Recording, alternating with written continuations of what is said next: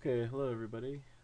It's Jonathan. I just wanted to do a fairly quick video update on my VeriNES Nintendo emulator, and this is mainly going to be on the GUI features that have been updated, but I'll also go into a little bit of detail on what upgrades and bug fixes I've done in the hardware as well. So let's get started.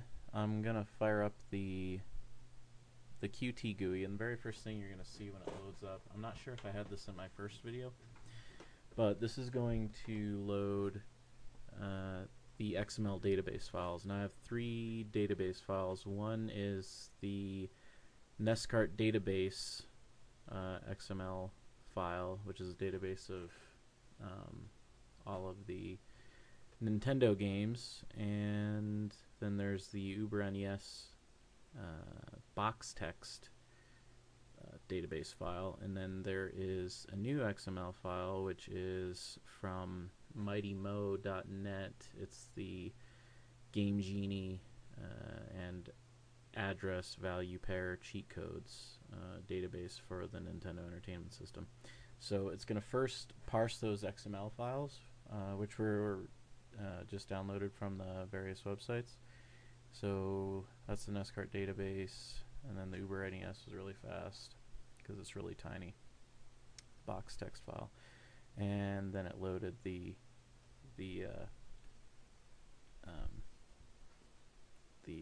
cheat code database file. So the first window is actually user controllable is this UDP connection setting. So this is something that's brand new from the first video demonstration that I provided for the Qt GUI, and that is this Ethernet interface. So I converted or not really converted, but yeah, I guess converted or upgraded the original UART interface to an Ethernet interface because mainly the UART interface was ridiculously slow. Even at the fastest 115/200 baud, it just was really too slow for my taste, and it had a lot of other limitations. I was doing a really kludgy UART multiplexer type deal that would allow me to switch to, interface to different modules in the VeriNES, and really Ethernet is a much better way to do that, because if you use UDP, which is transport layer protocol, it has ports. It has a port number field, and really that's the way you want to do it, because now each of the modules inside the emulator each has its own unique port identifier. So now I can interface to them really easily, and it's just built into the Ethernet IP UDP protocol encapsulation itself. So I'm going to go ahead and now I'm running the emulator right now on a D2-115. It's an Altera FPGA board, and it's designed by Thoracic. It's a company, I think, out of Taiwan or something like that. Their boards are absolutely freaking fantastic, and I really suggest you check them out if you'd like to do any FPGA hobby stuff. And this FPGA in particular on the 115 is a Cyclone 4 board. Major overkill for a Nintendo emulator, but it's fun to have and to be able to do different, more advanced things on. So let's go ahead. The VeriNES has an IP of 2.1 and the desktop is 2.2, and the board is connected to my PC via a USB 2.0 to Ethernet dongle. So it's not connected to my main Ethernet connection. It actually has a separate connection. So go ahead and click OK, and when I do that, the first thing it's going to do is wait for a state of health packet from the board. Now if the board is off, it'll just sit there waiting forever until you power the board on and program it with the VeriNES design. Now the state of health packet is something new that I've added. I'm going to go ahead and click OK here. It says resetting system, waiting for state of health response. So it received a state of health response, And what that packet is so you have the Ethernet frame, and then you have the IP packet encapsulated in that, and then inside of that you have the UDP packet, and then yet again inside of that, each UDP packet, I have a full custom protocol that I came up with myself. It's actually, well, not completely myself, to be honest. It's loosely based on the serial rapid I/O protocol, which I have done quite a bit of work and development with my full-time job, and so I was familiar with it. And the protocol it's pretty cool and makes a lot of sense. So I went ahead and kind of loosely based my custom protocol on that, and I actually call it the VNDP, which is VeriNES datagram protocol, I think. So anyways, back to the state of health. What it's doing is it's sending a custom state of health packet that will update the error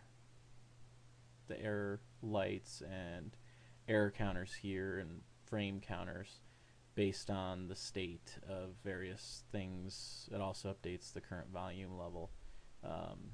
Just various things about the state of the VeriNES, about the FPGA design.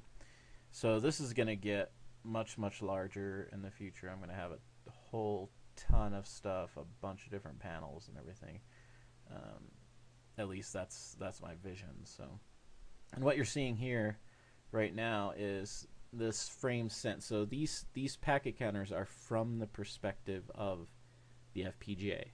So this is not saying that my computer has sent 130 frames. It's saying that the VeriNES has sent 134 frames to the computer. So, and what that is, that's incrementing once per second, and that is the state of health packet that I'm receiving. So I'm receiving one state of health packet once per second. Now, I can disable the auto state of health packets just by clicking this, and this sends a command to the VeriNES to, hey, stop sending me auto state of health packets, and you can see that the counter has stopped.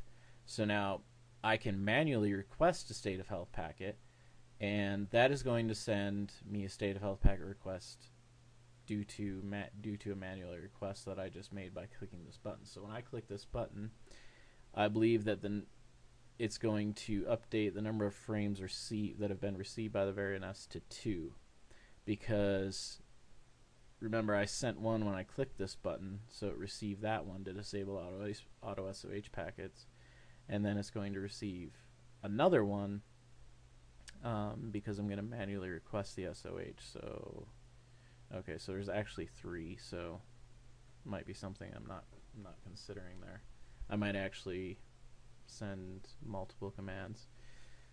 So anyways, if we keep clicking that, yeah, so it's just sending one. It's receiving one new frame each time I request that. So we'll re-enable the auto state of health. The auto state of health is good because you can see everything that's going on with the VeriNES. If any, unofficial opcodes have been executed, if the CPU and PPU SRAM update logic has had any errors, if there have been any Ethernet specific frame errors. This is, for example, this is a size error, which means, I think right now all it means is that I've received either a runt packet, or I'm sorry, not packet, a runt frame, or a jumbo frame, neither of which I support.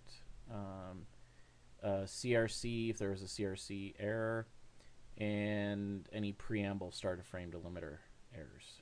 So, and frames rejected, that is okay. That's pretty much 99.9% of the time. That just means that it received a packet that didn't have the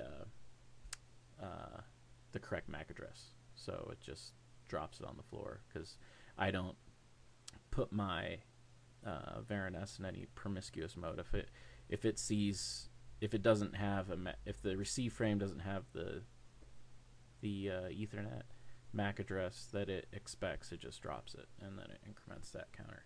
So, and typically what most of these are going to be are ARP requests. And other Microsoft Windows crap, crap protocol packets that I ignore, and usually are targeted. The target MAC address is set to the broadcast address, which I also drop. Now, I don't drop. A new feature that I've added also is that before I used to have to manually add the VeriNES MAC address to the Windows ARP table, and now I don't have to do that. Now I actually have ARP request and replies are now supported by the VeriNES, so you don't have to manually do that. However, I still do manually enter the MAC address of the VeriNES anyways in Windows, and that's because Windows is really weird in terms of ARP caching. So if I remember correctly, I believe that the ARP cache entries will spontaneously purge a dynamic ARP entry at a random interval, which is anywhere between 15 to 45 seconds, which is absurd. I mean, I don't understand that. Linux doesn't do that. I forget how long it is, but it's way longer than 15 to 45 seconds. And I do think that's only if no packets have been sent over that interface for 15 to 45 seconds. But still, I mean, that's just seems so crazy to me. So instead of having all these ARP requests and replies going back and forth all day long, having all those junk packets, I just manually enter it, because static ARP entries in Windows never go away. They're fixed, so you won't see any ARP requests or replies once you statically add it. And another major reason I statically enter it is because when I'm debugging, like when I fire up Wireshark to see what packets are going across, if I'm having a problem, and I want to see what's going on, if you have a static ARP entry, you don't have all these ARP requests and replies mixed in with the rest of your packet data. So that's really nice. Okay, so so I've got this control status panel. This is based on the state of health packet, and I can control the audio channels here, just muting them or muting all of them.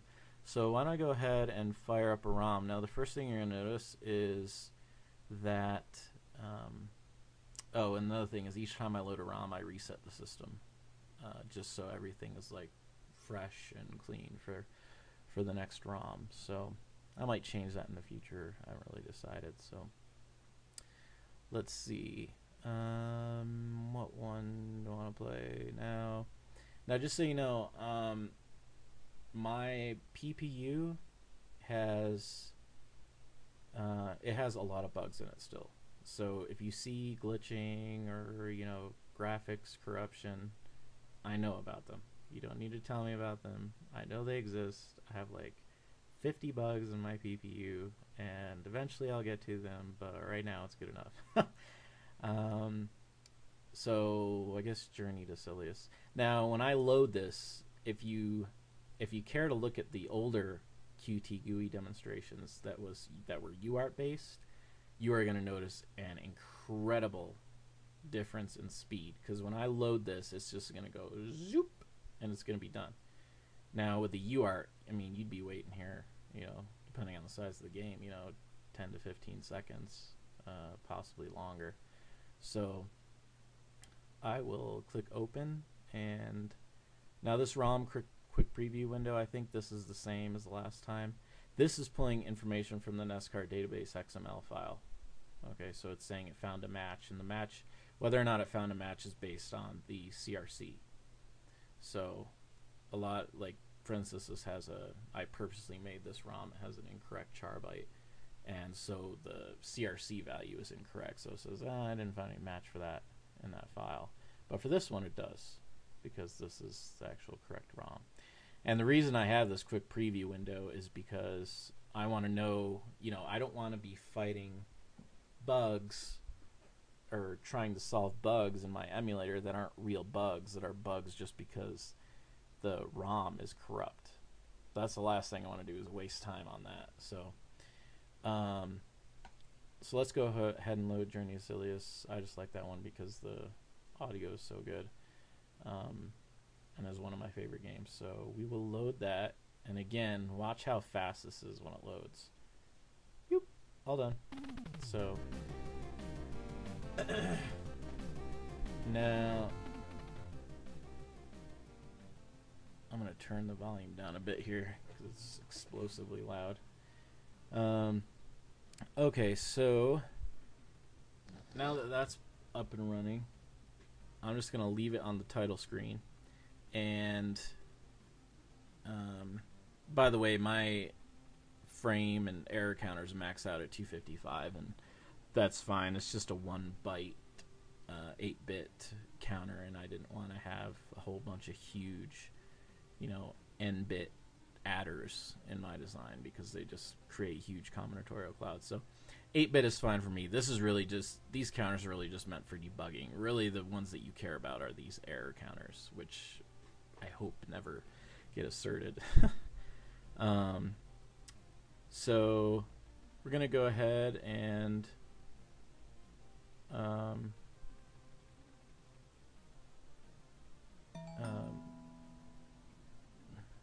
change this. Hang on, I'm just going to pause this so I can get rid of this reminder. Okay, so my my capture card seems to be like kind of messing up my emulator video output.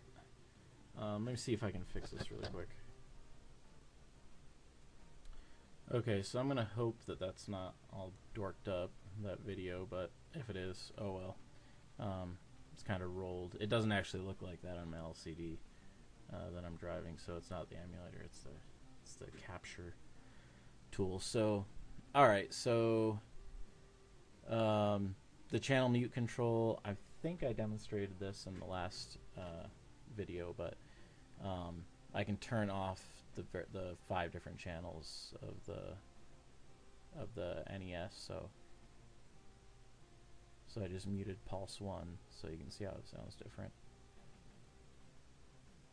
So no square waves at all, no rectangle channels.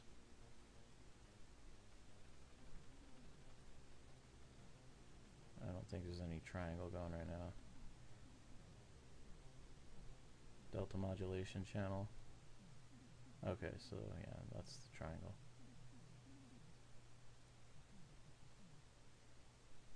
Mute all, unmute all.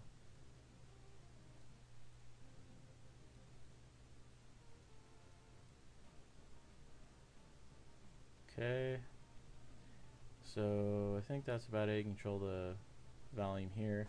You can do a full system reset or just a CPU PPU reset as well, which is doesn't reset everything in the system, including doesn't reset like the Ethernet interface, for example. So so let's go ahead and load a different ROM. Let's see here, Kirby. Now Kirby's pretty huge, so I'll just do this as an example of how much faster. Yeah. And I gotta change that because it still says uploading over UART. So it's not actually, it's actually uploading over the Ethernet. So I think I demonstrated these before. This is the Nextcart database XML tree. Also have VeriNES box text. I think I showed this. This just has a bunch of CRCs. I had to turn that volume down. Good grief.